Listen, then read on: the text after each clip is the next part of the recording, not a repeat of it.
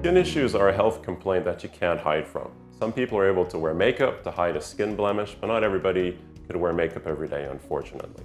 The most common things I'll see in my practice will be eczema, psoriasis, acne, and skin hyperpigmentation. In the case of eczema, your body's hypersensitive. You're overreacting to something in your environment, in your diet.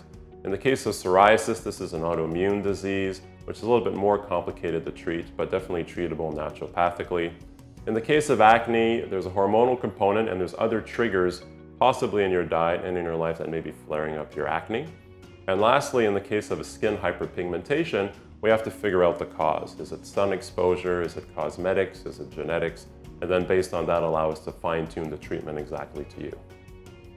Now, how do we treat your skin complaint? In the case of eczema, almost all cases of patients who have eczema will have some form of trigger in their diet.